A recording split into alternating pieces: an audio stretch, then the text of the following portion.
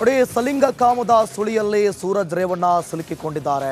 ಈ ಬೆನ್ನಲ್ಲೇ ಸ್ಥಳ ಮಹಜರು ಮಾಡುವಂತಹ ಸಂದರ್ಭದಲ್ಲಿ ಕೂದಲು ಪತ್ತೆಯಾದಂತಹ ಹಿನ್ನೆಲೆ ಮತ್ತೆರಡು ದಿನ ಕಸ್ಟಡಿಗೆ ಕೇಳಿದ್ದಾರೆ ಸಿಐಡಿ ಅಧಿಕಾರಿಗಳು.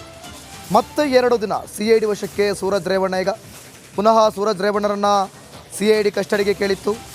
ಜುಲೈ 3ರವರೆಗೂ ಅಂದರೆ 2 ದಿನ ಕಸ್ಟಡಿಗೆ ನೀಡಿ ಕೋರ್ಟ್ ಆದೇಶವನ್ನು ಹೊರಡಿಸಿದೆ. ಕಾರಣ, ಸ್ಥಳ ಮಹಜರು ಮಾಡುವಂಥ ಸಮಯದಲ್ಲಿ ಕೂದಲು ಪತ್ತೆಯಾದಂಥ ಹಿನ್ನೆಲೆ ಸೂರಜ್ ರೇವಣ್ಣ ಪ್ರಕರಣ ಸಾಕಷ್ಟು ತನಿಖೆ ಆಗ್ತಾ ಇದೆ.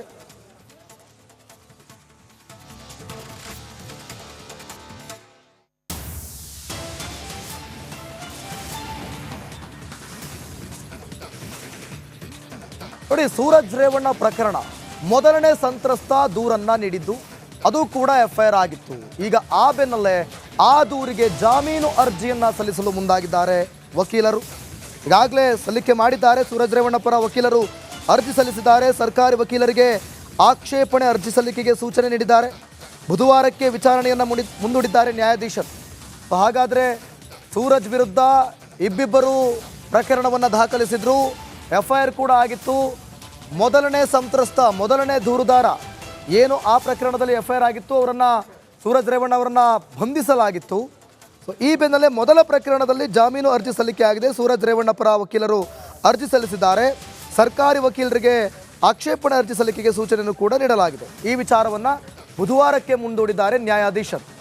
ಇಲ್ಲಿ ಸೂರಜ್ ರೇವಣ್ಣ ಪ್ರಕರಣದಲ್ಲಿ ಒಂದು ಸ್ಥಳ ಮಹಜರು ಸಮಯದಲ್ಲಿ ಕೂದಲು ಪತ್ತೆ ಆಗಿರುವ ಕಾರಣ ಸಿಐಡಿ ವಶಕ್ಕೆ 2 ದಿನ ತೆಗೆದುಕೊಂಡಿರೋದು. ಈ ಕಡೆ ಮೊದಲ ಪ್ರಕರಣಕ್ಕೆ ಜಾಮೀನು ಅರ್ಜಿ ಸಲ್ಲಿಕೆ. ಮತ್ತಷ್ಟು ಡೀಟೇಲ್ಸ್ ಕೊಡ್ತಾರೆ ನಮ್ಮ ಪ್ರತಿನಿಧಿ ಮಾದೇಶ್ ಲೈವ್ನಲ್ಲಿ ಜನ ಆಗ್ತಿದ್ದಾರೆ. ಮಾದೇಶ್, ಒಂದು ಕಡೆ ಅರ್ಜಿ ಸಲ್ಲಿಕೆ ಆಗ್ತಾ ಇದೆ ಮೊದಲ ಸಂತ್ರಸ್ತನ ದೂರಿನ ಅನ್ವಯ, ಮತ್ತೊಂದು ಕಡೆ 2 ದಿನ ಕಸ್ಟಡಿಗೆ ಕೇಳಿರೋದು. ಮತ್ತಷ್ಟು ಮಾಹಿತಿ ಕೊಡೋದಾದ್ರೆ ತನಿಖೆ ಯಾವ ಹಂತದಲ್ಲಿ ಸಾಗ್ತಾ ಇದೆ ಅಂತೇಳಿ.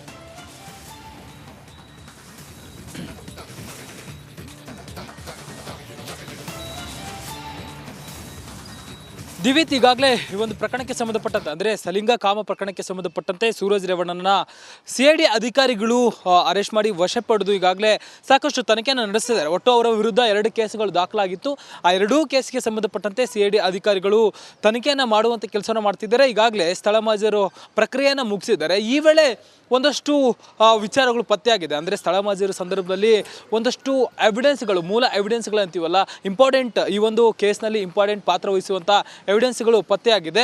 ಸ್ಥಳ ಮಹಜರು ಸಂದರ್ಭದಲ್ಲಿ ಸೂರಜ್ ರೇವಣ್ಣ ಅವರ ಒಂದು ಹೇರ್ ಸ್ಯಾಂಪಲ್ ಒಂದು ಪತ್ತೆಯಾಗಿದೆ ಅಂತೇಳಿ ಈಗಾಗಲೇ ತನಿಖಾಧಿಕಾರಿಗಳ ತಂಡ ನ್ಯಾಯಾಧೀಶರಿಗೆ ಮನವಿ ಮಾಡಿದೆ. ಹೀಗಾಗಿ ಇವತ್ತು ಕಸ್ಟಡಿಗೆ, ಅಂದರೆ ಮೊದಲನೇ ಬಾರಿ ಕಸ್ಟಡಿಗೆ ತೆಗೆದುಕೊಂಡಂಥ ಸಂದರ್ಭದಲ್ಲಿ ಇವತ್ತು ಕಸ್ಟಡಿಯ ಅವಧಿ ಅವರು ಮುಗಿದಿತ್ತು.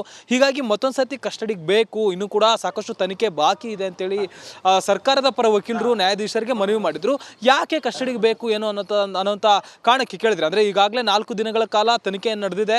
ಆ ಒಂದು ಸಂದರ್ಭದಲ್ಲಿ ಏನೆಲ್ಲ ಆಯಿತು ಅಂತೇಳಿ ಈಗಾಗಲೇ ತನಿಖಾಧಿಕಾರಿಗಳ ತಂಡ ನ್ಯಾಯಾಧೀಶರಿಗೆ ಮಾಹಿತಿ ನೀಡುವಂಥ ಕೆಲಸ ಮಾಡಿತ್ತು. ಇನ್ನೂ ಕೂಡ ಯಾಕೆ ತನಿಖೆಗೆ ಅವರು ಕಸ್ಟಡಿಗೆ ಬೇಕು ಅಂತ ಕೇಳಿದಂಥ ಸಂದರ್ಭದಲ್ಲಿ ಈ ವೇಳೆ ತನಿಖೆ ವೇಳೆ ಇಂಪಾರ್ಟೆಂಟ್ ಆಗಿರುವಂಥ ಒಂದಷ್ಟು ವಸ್ತುಗಳು ಸಿಕ್ಕಿದೆ. ಒಂದು ಹೇರ್ ಸ್ಯಾಂಪಲ್ ಆಗಿರ್ಬೋದು ಮತ್ತು ಆತ ಬಳಸ್ತಿದ್ದಂಥ ಮೂಲ ಮೊಬೈಲ್ ಇದೆ. ಹೀಗಾಗಿ ಆ ಒಂದು ವಿಚಾರಕ್ಕೆ ಸಂಬಂಧಪಟ್ಟಂತೆ ಹೆಚ್ಚಿನ ತನಿಖೆಯನ್ನು ನಡೆಸಬೇಕು, ಜೊತೆಗೆ ಅವರನ್ನು ಸಾಕಷ್ಟು ವಿಚಾರಣೆ ಮಾಡಬೇಕು ಅನ್ನೋಂಥ ಕಾರಣಕ್ಕಾಗಿ ಅವರನ್ನು ಮತ್ತೆ ಕಸ್ಟಡಿಗೆ ಬೇಕು ಅಂತೇಳಿ 4 ದಿನಗಳ ಕಾಲ ಅವರನ್ನು ಕಸ್ಟಡಿಗೆ ಕೇಳುವಂಥ ಕೆಲಸವನ್ನು ಸರ್ಕಾರ ಪರ ವಕೀಲರು ಮಾಡಿದ್ರು. ಆದರೆ 4 ದಿನ ಬೇಕಾಗಿಲ್ಲ ಇದಕ್ಕೆ ಅಂತ ಹೇಳಿ 2 ದಿನಗಳ ಕಾಲ ಅವರನ್ನ ಮತ್ತೆ ಕಸ್ಟಡಿಗೆ ಒಪ್ಪಿಸಿ ಈಗಾಗಲೇ ನ್ಯಾಯಾಲಯ ಆದೇಶ ನೀಡುವಂಥ ಕೆಲಸ ಮಾಡಿದ್ದಾರೆ. ಹೀಗಾಗಿ ಈ ಒಂದು ಕೇಸಲ್ಲಿ ಮತ್ತಷ್ಟು ತನಿಖೆ ಕೂಡ ನಡೆಯುತ್ತೆ. ಮತ್ತೊಂದು ಕಡೆ ಸೂರಜ್ ರೇವಣ್ಣ ಪರ ವಕೀಲರು ಕೂಡ ಈ ಒಂದು ವಿಚಾರಕ್ಕೆ ಸಂಬಂಧಪಟ್ಟಂತೆ ಜಾಮೀನು ಅರ್ಜಿಯನ್ನ ಸಲ್ಲಿಸುವಂತ ಕೆಲಸ ಮಾಡಿದ್ದಾರೆ. ಆದ್ರೆ ಈಗ 2 ದಿನಗಳ ಕಾಲ ಅವರನ್ನ ಕಸ್ಟಡಿಗೆ ನೀಡಿರೋದ್ರಿಂದ 2 ದಿನ ಕೂಡ ಜಾಮೀನು ಸಿಗೋದಿಲ್ಲ. ಹೀಗಾಗಿ ಬುಧವಾರ ಜಾಮೀನು ಅರ್ಜಿ ವಿಚಾರಣೆ ನಡೆಯುತ್ತೆ. ಅವತ್ತೇ ಕೂಡ ಸರ್ಕಾರದ ಪರ ವಕೀಲರಿಗೂ ಕೂಡ ಆಕ್ಷೇಪಣೆ ಸಲ್ಲಿಸೋದಕ್ಕೆ ಅವಕಾಶ, ಅಂದ್ರೆ ಸೂಚನೆಯನ್ನು ಕೂಡ ನೀಡಲಾಗಿದೆ. ದಿವಿತ್, ಥ್ಯಾಂಕ್ ಯು ಮಾದೇಶ್, ನಿಮ್ಮೆಲ್ಲ ಮಾಹಿತಿಗಾಗಿ.